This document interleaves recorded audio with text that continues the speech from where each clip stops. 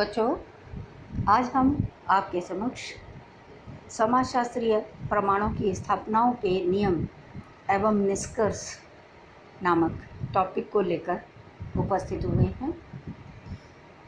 ये दुर्खीम का टॉपिक है।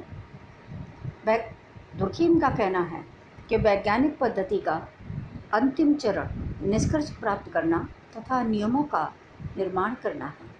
दुर्खीम ने इसी वैज्ञानिक नियम का प्रयोग समाजशास्त्रीय सिद्धांत के अंतर्गत किया है।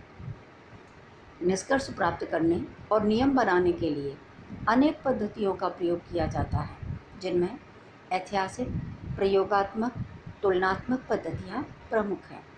दुर्खीम ऐतिहासिक और प्रयोगात्मक पद्धति की आलोचना करते हैं तथा सामाजिक घटना की व्याख्या और विश्लेषण के लिए अनुपयुक्त मानते हैं। इस हेतु उन्होंने तुलनात्मक पद्धति को उपयुक्त और श्रेष्ठ माना है।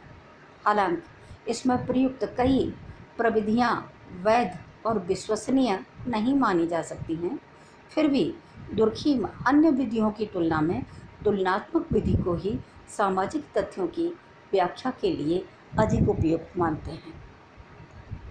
निष्कर्ष में दुर्खीम क्या कह रहे हैं? पुस्तक के 7वें अध्याय में उपर्युक्त सभी अध्यायों के आधार पर 3 प्रमुख निष्कर्ष उल्लिखित किए हैं। पहला देखिए, समाजशास्त्र की स्वतंत्र अध्ययन पद्धति का निर्माण। दूसरा देखिए, वैश्विक पद्धति। और तीसरा देखिए, समाजशास्त्रीय पद्धति। अब बच्चों, इसी पर संक्षेप में प्रकाश डालते हैं। समाजशास्त्र की स्वतंत्र अध्ययन पद्धति का निर्माण। दुर्खीम ने अपनी इस रचना के माध्यम से समाजशास्त्र के लिए स्वतंत्र वैज्ञानिक पद्धति का निर्माण किया है, जो समाजशास्त्र को दार्शनिक व्याख्या से हटकर विज्ञान के क्षेत्र में लेकर के जाती है। अगर ये ना होता तो समाजशास्त्र कभी वैज्ञानिक धरातल पर नहीं आ पाता। दूसरी बात देखिए, वैश्विक पद्धति।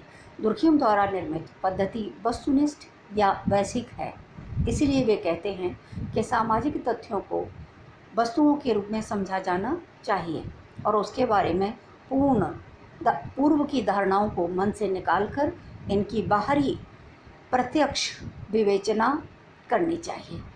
तीसरा देखिए, समाजशास्त्रीय पद्धति। दुर्खीम का मानना है कि उनकी पद्धति पूर्ण रूप से समाजशास्त्रीय है और सामाजिक तथ्यों की व्याख्या सामाजिक आधार पर करती है। इन्हें दुर्खीम समाजशास्त्र की विशिष्ट विषय सामग्री मानते हैं। वे समाजशास्त्र को एक विशिष्ट और स्वतंत्र विज्ञान मानते हैं।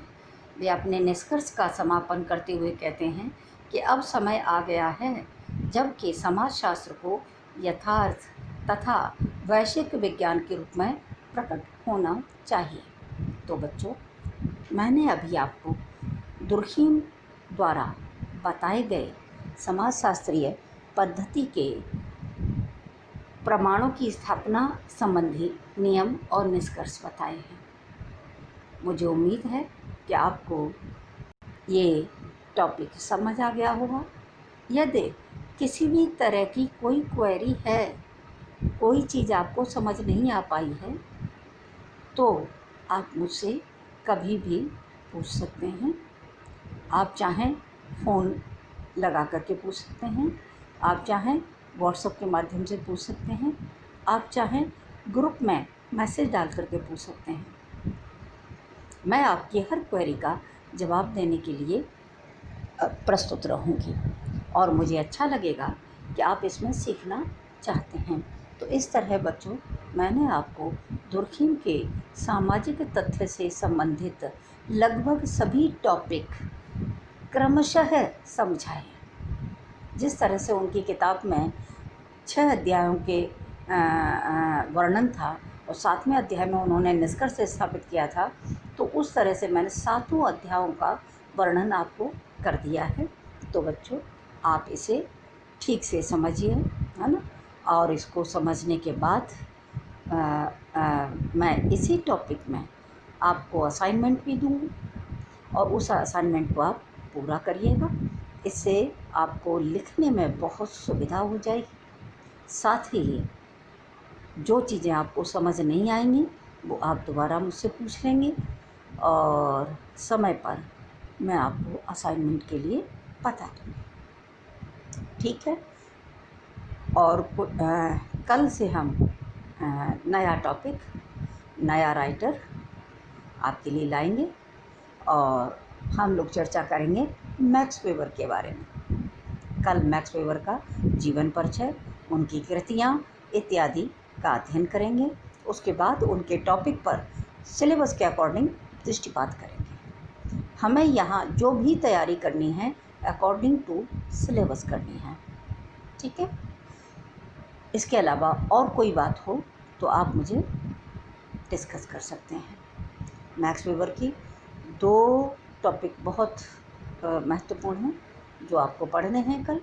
एक तो है सामाजिक क्रिया और दूसरा है उनकी ब्यूरोक्रेसी। और दोनों ही टॉपिक बहुत इंटरेस्टिंग हैं, तो आपको अच्छे लगेंगे। कल इसी तरह हम आपसे बात करते हैं। तब तक चर्चा को विराम करते हैं। Thank you so much.